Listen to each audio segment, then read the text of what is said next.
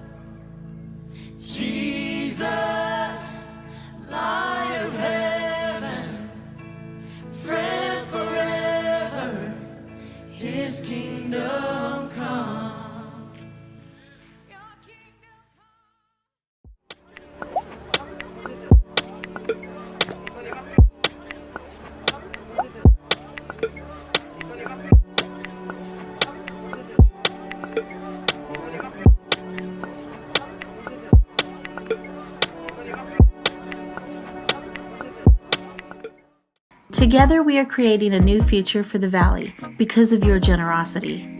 Your financial support is being used to produce content and create a loving community that is bringing hope to hurting people during the COVID pandemic and quarantine. Your giving equips New Soul Rebecca with tools to provide access to our services and support for people who can only meet with us by phone. Because you give, the hungry are being fed, and we've launched a winter warmth campaign to protect people in the Valley from the cold this season. With your help, in 2021, we're not slowing down, but ramping up a campaign to expand our digital reach to help and inspire more kids, students, singles, families, and seniors. Your giving is making a difference in the community. 1 Timothy 6:17-19 says, "Don't be full of yourselves and obsessed with money, which is here today and gone tomorrow. Go after God, who piles on all the riches we could ever manage. Do good. Be rich in helping others. Be extravagantly generous. If you do that, you'll build a treasury that will last, gaining life that is truly life." We have quick and easy ways for you to give. Online, newsoulrebecca.com. By text BLESS to 94000. By app, download the Tithely app. Or by mail, New Soul Rebecca, P.O. Box 574, Rebecca, New Mexico 87560. To receive text updates from New Soul Rebecca, text Rebecca to 94000. What are you believing God for? I heard this question in the church environments I grew up in. The church would gather together and a preacher would be praying for a sick person and would say to the audience, "Come on, believe with me. Let's fill this room with faith. Miracles will happen if you only believe." The music would swell and the voices of sincere believing people would be lifted in sincere prayer. I spent a lot of time trying to believe hard enough to do my part to create an atmosphere in a church meeting that would bring healing to people. I did my best to have the kind of faith that healed sickness, improved finances, and performed miracles, to really, truly believe. If simply believing was enough to make a difference, think about how much better our lives would be. If simply believing eating healthy and exercising was enough to keep you fit, imagine how fit you would be. If simply believing preparation in school was the way forward academically, imagine how much better your grades would be in school. Imagine how much better your finances and relationships would be if simply believing were enough. Jesus knew this. He knew that when we believe but don't do, our dreams don't come true. You can pass this along to your friends and family, even if you don't apply it. When we believe but don't do, our dreams don't come true. Worse than that, if you are a Christian that knows and believes all the right things, but doesn't do anything with them, your faith becomes weak, frail, and fragile. Last time we began with the prequel episode of our brand new series, The Essentials, Ingredients of a Healthy Faith. And in that episode, we discovered that Jesus' goal for his followers was that they would be people with big, active, in the real world, in spite of faith. In other words, that his followers would live their lives at work and school, manage their relationships, their money, and health in such a way that flowed from their confidence in God and that would be lived out in the real world through actions and activity, doing things instead of just believing things. We learned last time that Jesus was amazed twice in the four Gospels, the written accounts of his life. Once when he met someone who had big, all-in confidence in him and acted on it, and the other when he met people who let their own jealousy and pride keep them from having confidence in him like that. The invitation of Jesus wasn't to believe, it was to follow. It was relational, active, and tangible. It was not mystical or ethereal or spiritual. It was gritty, epic, personal, and real.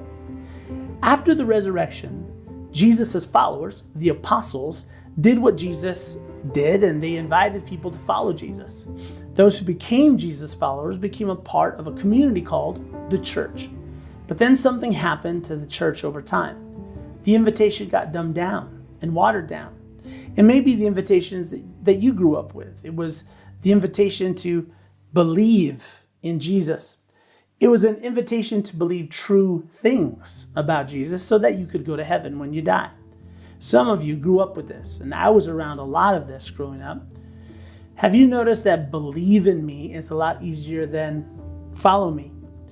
Believe in me is a lot safer than follow me. It's a lot less demanding, a lot less personal. But here's the problem. Believe in me leaves you exactly where you are, with no change required in your life.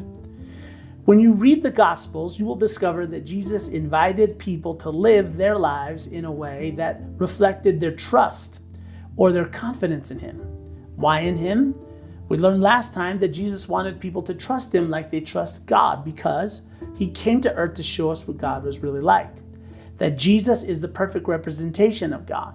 He wanted us to trust Him because then we would be trusting in God like He really is and not like how we imagine Him to be or how we grew up thinking He was like. We learned that God is most honored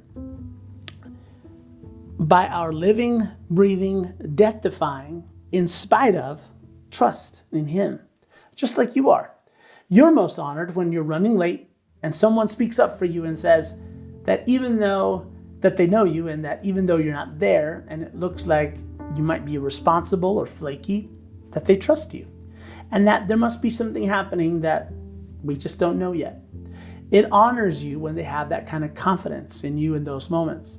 Jesus taught this, and He modeled this, and He intentionally put His followers into uncomfortable and difficult situations where they were forced to trust Him.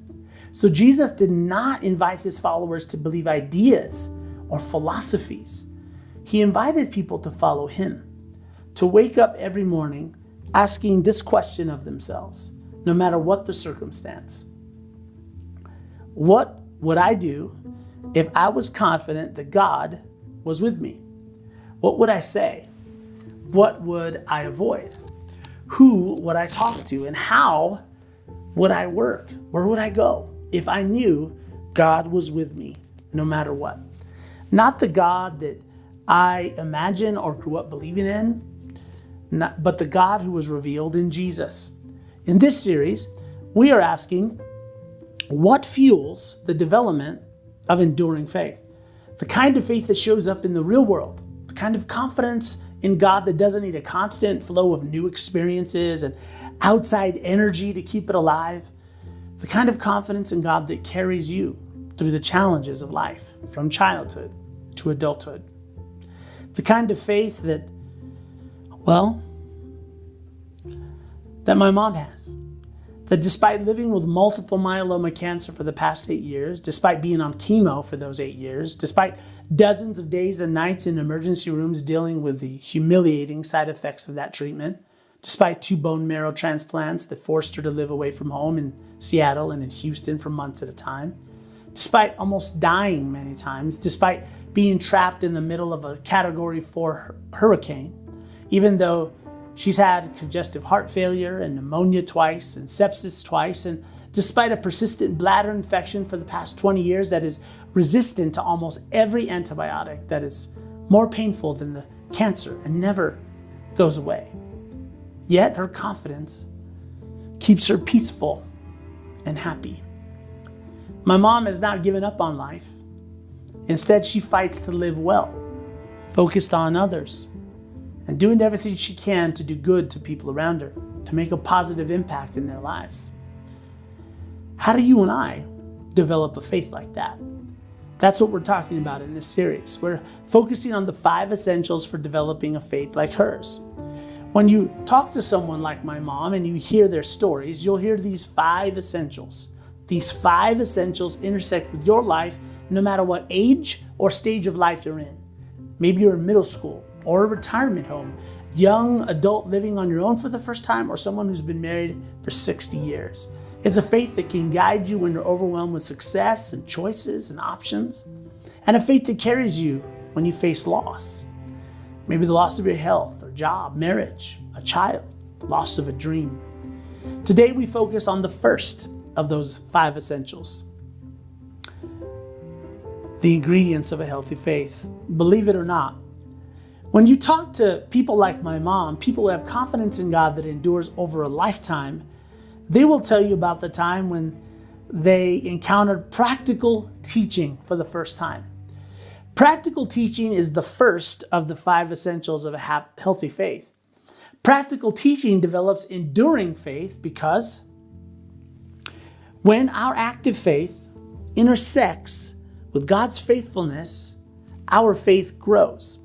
When you trust God and do something that you aren't comfortable with, you encounter God on the other side of that trust. For example, when there is someone in your life who has hurt you and you're angry with them, Jesus teaches that you should forgive them immediately. And if there is someone who is angry and hurt with you, Jesus teaches that you are to go immediately to them and make peace with them.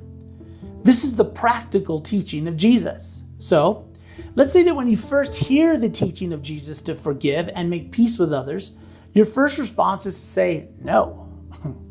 You might even say something stronger than that. Then later, you get the invitation to follow his guidance again.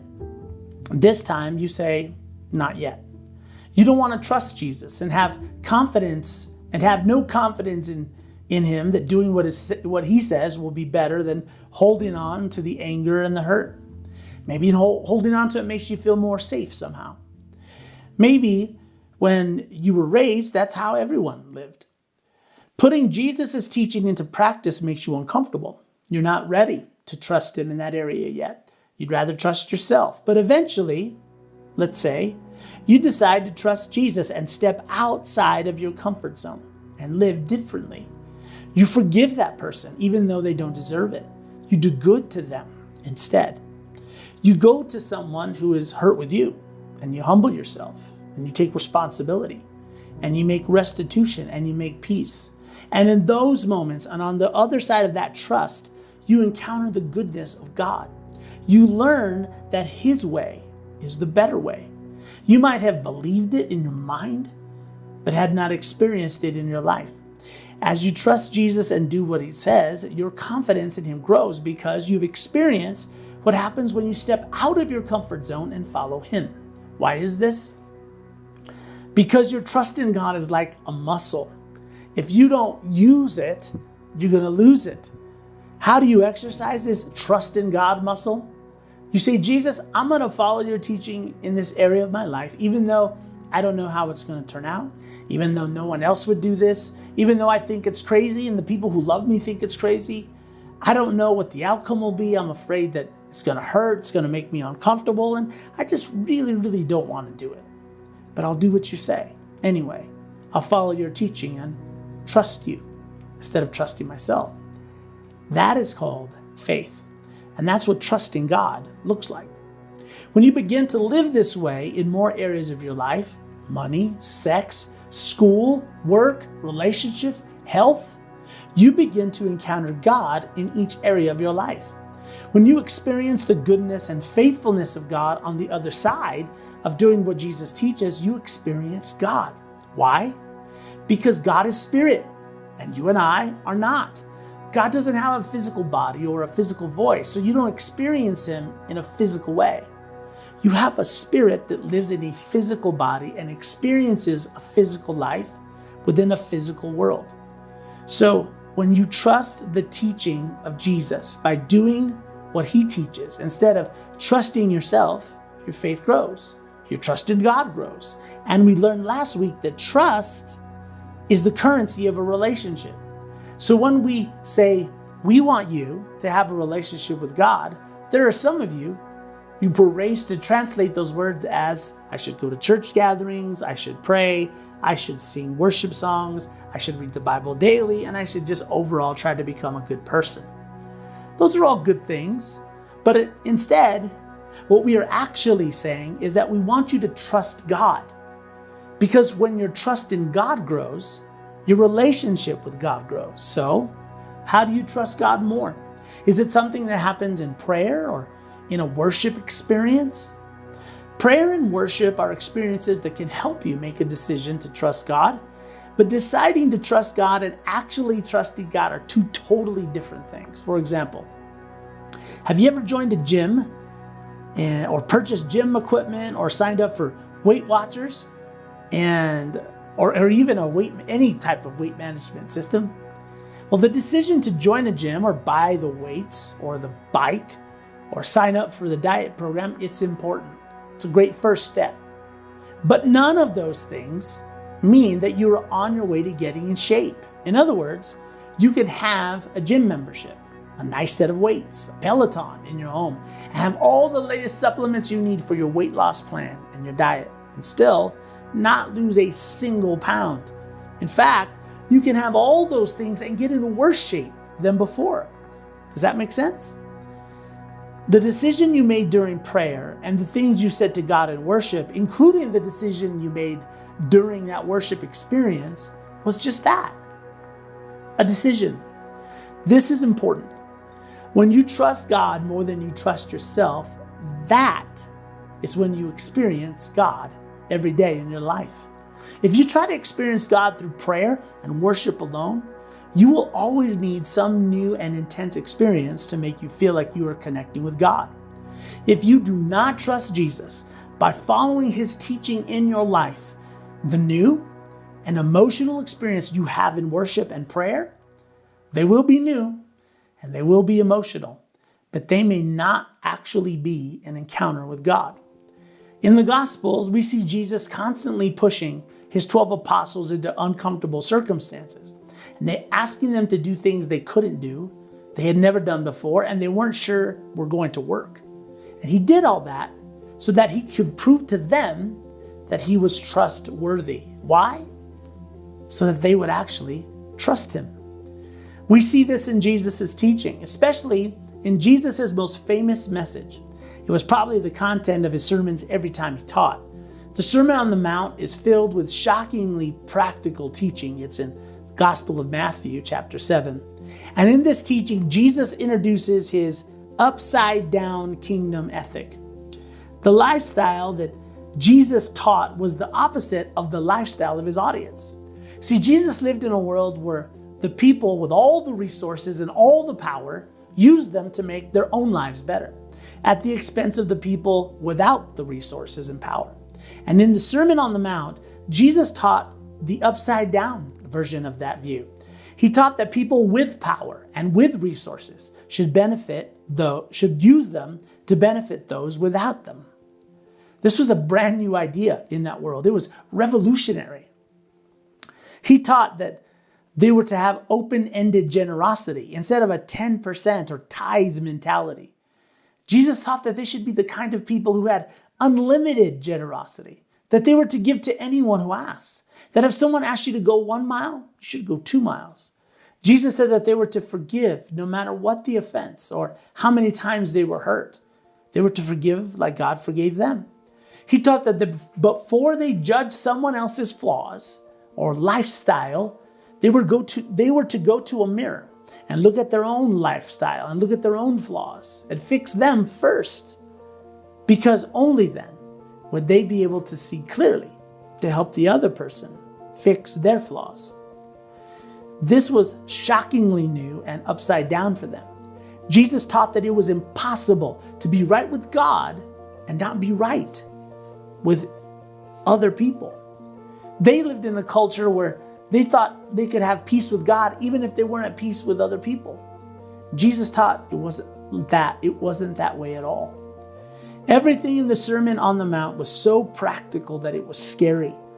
Jesus was inviting them to live in a different world. He was creating a new kind of world that was the complete opposite of this world. Jesus was saying, I am not simply inviting you to believe some things about me, but I'm inviting you to do life differently. Jesus' teaching was so challenging. Those of you who have embraced Jesus' practical teaching in your life, you know there is a reward on the other side. You've experienced the reality of God in your life. It's an unshakable kind of knowing too. The kind of knowing that goes beyond something you memorize or that just stays in your mind. It becomes part of your essence and who you are. It's made your life better. Do you remember when you first heard what Jesus was inviting you to do and how he wants you to live? Maybe you took notes and maybe you believed it and agreed with it, but to actually do it, you might have thought, that sounds good. I believe it, but I feel like if I do it, it puts me at risk. I feel like it makes me vulnerable. And I don't know how it's going to turn out. It could end badly. And then you heard your Heavenly Father say to you, trust me. Come on, trust me. You won't ever experience me until you trust me. Some of you have stopped experiencing the reality of God like you used to. You attend church and try to connect to Him in prayer and through scripture reading and maybe through worship experiences, and you don't sense the reality of God anymore. Maybe this is why you've walked away from faith or you feel like you've lost your faith. The way you experience the reality of God's presence in your life is when you trust Him by taking a risk and doing what He is asking you to do. You will experience the reality of God's presence in your life by following His invitation to give up your control and applying His teaching to your life. Are there hurts you hold on to because it's easier than forgiving and doing what's needed to make peace and move forward? Maybe hating and blaming is more comfortable. Maybe your pain and hurt has defined who you've become, the victim. Maybe you feel like if you no longer have that, then you're afraid and you won't know who you are anymore. Are there habits you refuse to surrender because they bring you some sense of security and even identity? You know they are destructive, but let's be honest, those habits meet a need in your life. If you leave those habits behind, maybe you're afraid that need won't be met.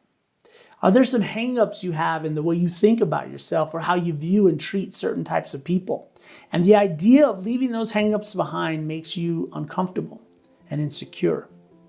You will not experience the reality of God's presence in your life until you trust Him by following His teaching, especially in the vulnerable areas of your hurts, your habits, and your hang-ups.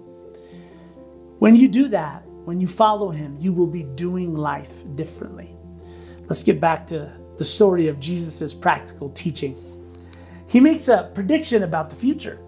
He says, therefore, everyone who hears these words of mine, and he's talking about all of those, all the audience who was hearing His words, all of them who heard His words and believed them? Nope.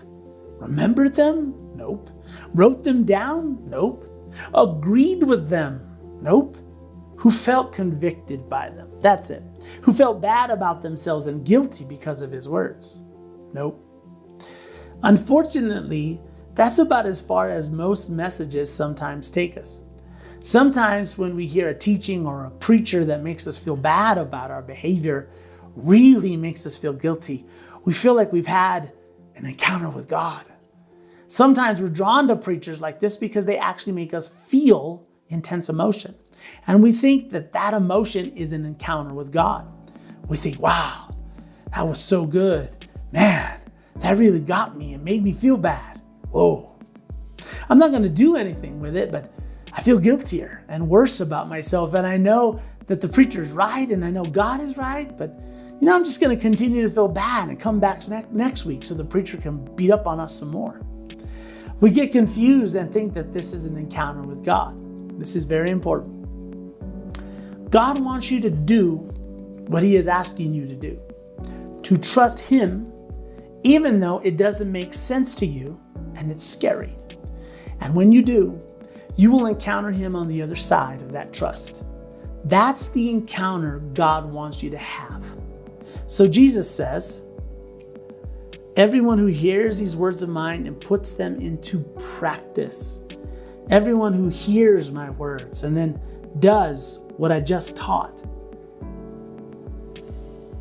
whoever does that is like a wise person. And a wise person is someone who understands that what they do today shapes who they become and what they experience tomorrow. A wise person is a doer instead of just a believer. He says, Someone who hears these words and puts them into practice is like a wise person who builds his house.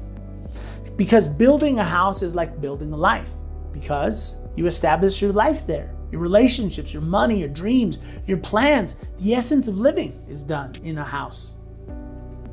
He says it's like somebody who builds his house on the rock. This might be where many people stop tracking with Jesus in his teaching. Because today, if you have a piece of property that has a lot of rock, you need someone to come in with dynamite to blow some holes in that rock so you can pour concrete and rebar into a foundation and create footings to start building your house. But in Jesus' day, that's not how they did it. In that time, the most solid foundation for your home was solid rock. But the problem was that it was very labor intensive. It took a long time, and it was more expensive. Your neighbors might tell you that if you just move down the road a little bit, there's some nice soft sand and clay you can build your house on, because that's what they used to build their own house, and it was built and they had moved in no time. They might tell you that you're crazy to pound away and sweat at building your house on solid rock. Jesus was saying to his audience that if they were going to build their lives on his teaching, it's like building their lives on solid rock. It's going to be harder at first. It's going to take longer at first. It's going to cost more at first. Your neighbors might tell you to build your life on something else, something easier, quicker, something that doesn't cost as much. And what Jesus was teaching this, there was an unspoken question he just leaves floating in the air. Do you trust me? Do you trust me enough to do the hard thing, the time-consuming thing, and the costly thing, and follow my teaching? You might be wondering if it's worth it, and there is no way to know until later on. Will you follow me, not believe me or believe in me? Will you trust me when you don't know how this will turn out? That's the question for me, and that's the question for you. A question every day in the real world of our lives. Not do I believe, but do I trust? Then Jesus predicts the two possible futures for the people who are hearing his teaching. The rain came down, the streams rose, and the winds blew and beat against that house, yet it did not fall, because it has its foundation on the rock. Jesus is making a prediction about the future of his hearers here. It was an illustration they understood, because in that part of the world, when there was a flash flood, if they didn't have a solid foundation, it would be a total loss.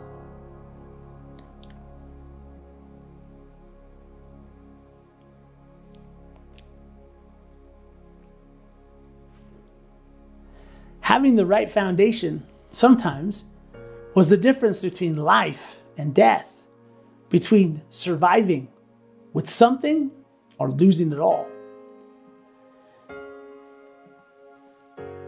But everyone who hears these words of mine and does not put them into practice is like a foolish man who built his house on sand.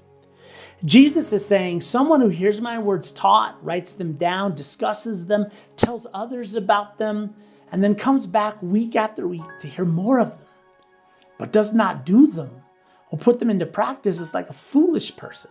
Listen, if you tuned out for a second, come back. What Jesus is saying here has shocking implications for the average church person. In fact, if you don't like church people, you're going to love this part.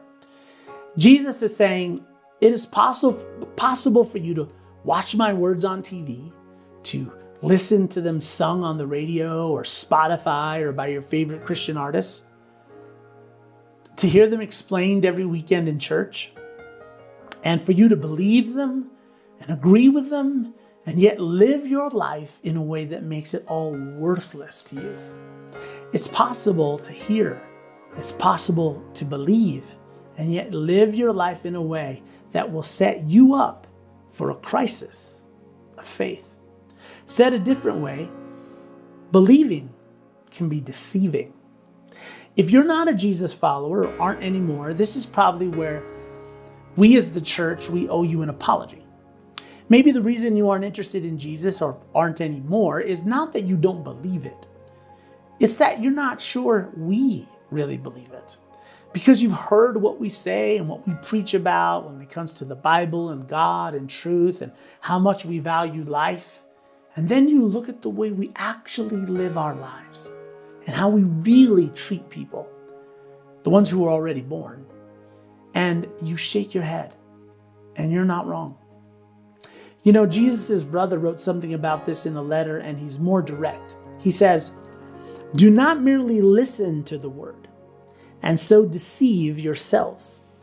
If you think, James is saying here, that because you listen to Jesus' teaching and you agree with him, that you are okay, you are only fooling yourself. He's saying that if you're someone who makes it a point to listen to and values the words of Jesus, you are at risk for this kind of thinking. That somehow you are in a good place with God because you take the time to listen to watch online, to think about the words of Jesus every week. And that, if anything, you're at least better than the people who do not attend church or watch online or value the words of Jesus like you do. James is saying if you think this way, you are misleading yourself. He's saying that you are believing your own fake news. He says, don't merely listen to the word and so deceive yourselves. Do what it says. There it is again. Do what it says. This is important. Listening to the words of Jesus and not doing them is actually bad for you because you are lying to yourself and believing that you are building your life on a solid foundation when you are not. He's saying that if you hear the words of Jesus and make a priority on listening to them, but never do what he says, you might be in a worse position than a person who never hears or places any value in the words of Jesus. Because at least they are being honest and not deceiving themselves.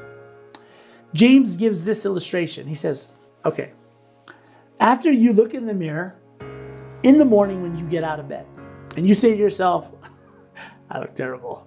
I believe my face needs some work. I believe my teeth need some work and my hair needs some work. And I believe my outfit needs some work. I think I would scare people if they saw me right now. In fact, I'm convinced of it. I'm absolutely sure.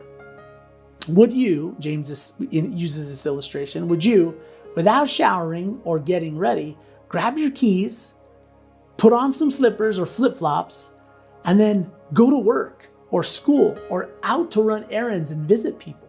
Would you do that? Do you know why you wouldn't do that? Because when it comes to your physical appearance, you're not just a hearer, you're a doer. You don't just believe, but you take the information you get from the mirror and you apply what you know about looking better. You would rather be late for work or school or an appointment than to show up not looking good. Here's another prediction from Jesus about your future.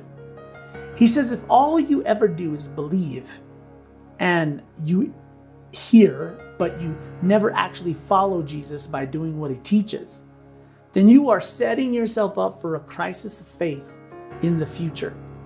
Because one day you're going to need an unshakable confidence in God, and it won't be there because you never developed it. You never built your life on trusting Jesus by doing what he said. So when that moment comes, when you need unshakable confidence in God, you won't be able to just pray it up or worship it up or teach it up. It's like a test at school. When the time comes, you either know it or you don't. It's like harvesting a crop. If you didn't plant anything, you can't just run out to the field and rush it or force something to grow. So Jesus is saying, come on, follow me, trust me, not in your head, but in the real world. Build your life on what I am teaching you. Do it so that you'll know me and you'll know your Father in heaven. So again, back to this practical teaching of Jesus, and his words get even stronger. He says, the rain came down, the streams rose, the winds blew and beat against that house, and it fell with a great crash. They heard and valued the words of Jesus, but they never did anything with them. They didn't put them into practice because it was too hard. They wanted something quicker. It cost too much. And then the storm came, like it does for all of us. And there was a great crash. Maybe this is your story. Do you know how people who have heard the words of Jesus and never lived them out respond when the crash comes? They conclude there is no God. Or if there is a God, he didn't really come through for me. He wasn't there when I needed him. Why do they blame God? Because although they believed, their faith was feeble, frail, and fragile. They heard and they believed, but they never exercised that faith muscle. They didn't trust Jesus enough to begin living like he taught. So their faith wasn't ready to handle the inevitable storms of life. If you neglect developing your confidence in God by not having the courage to live your life like Jesus taught, you will miss out. You'll miss the opportunity to grow your faith in preparation for whatever the future holds for you. You will miss out on knowing the love and faithfulness of God as a reality in your life. For you, the grace and goodness of God will just be comforting words in a quote or lyrics in a song. You'll miss out on knowing what it's like to be wrapped in them, carried by them, and surrounded by them, even in the darkest moments of your life. If you decide to hear but not do what Jesus taught, when the inevitable crash comes, you might decide, like so many do, to blame God and walk away from faith. For a while, your life without faith might be a relief. Because building your house on sand is always easier, it's always quicker, and it's always cheaper. But then, the storms of life will come like they do for all of us. And they will expose what we've all been building our life on. You'll find in life that the people who have enduring faith, an unshakable confidence in God, have been exercising their faith muscle for years. Their trust is in God. That's why the teaching of Jesus is the guide for how they live each day. This is important. The teaching of Jesus is sometimes going to cause you some tension. You might be sensing that tension right now. This is because Jesus isn't just inviting you to agree with something or to believe in something. He's inviting you to live differently. You will feel yourself resisting it sometimes. I feel it that same way sometimes. And I'll be talking and you'll be arguing with me in your mind as I talk, just so that you don't have to do anything with what I'm saying. Just like Jesus' first century audiences did. Why? Because that's the way we're wired as humans. But Jesus is inviting you to a new and different way of life. It's an upside down way of living compared to how the rest of our culture lives. Jesus is saying, trust me. That's the issue. Do you trust Jesus more than anyone else? When I ask if you want to give your life to Jesus, I'm asking if you want to trust him enough to make the decision to apply his teaching to your life. So the first essential ingredient of a healthy faith is practical teaching. It's what you need to develop and grow enduring faith, like my mom, and like everyone who has the kind of gritty, epic confidence in God that lasts a lifetime. Practical teaching doesn't just encourage us to sit and listen and believe. It doesn't encourage us just to experience something, but to do something, because that's the only kind of faith that has any value. So do you know what to do with what you are hearing? If not, this is where you begin. Following Jesus is not just about being a nice person. It's about being full of the kind of faith we talked about today. In other words, being faithful. Following Jesus is going to stretch you and grow you, and ultimately, following Jesus will make your life better and will make you better at life. I bet you know people like that, like my mom. So why don't we just become people like that? Wouldn't the world be better with more people like that? Wouldn't your family and your school and your workplace be better with more people like that? Wouldn't our communities be better? So instead of just believing true things, let's do what Jesus taught. Let's trust him instead of whoever or whatever else you find yourself following. In other words, let's follow Jesus. Don't miss next time when we'll talk about the second essential to our enduring faith in part 3 of the Essentials.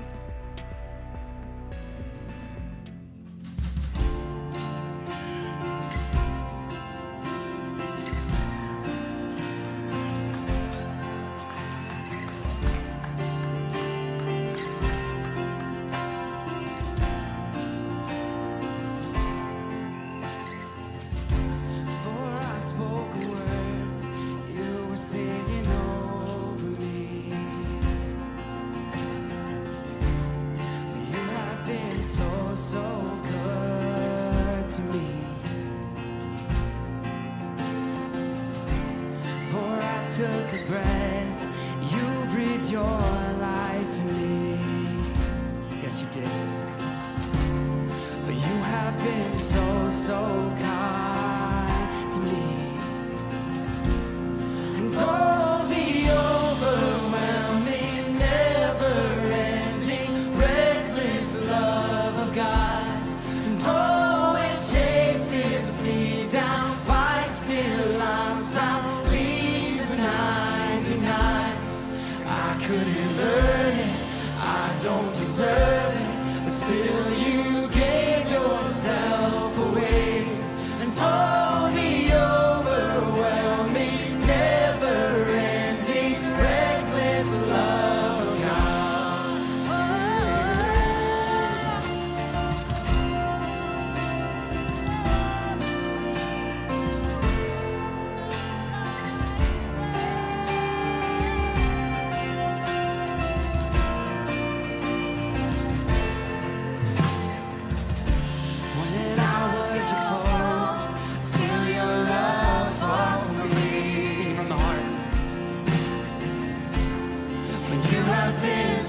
so good to me.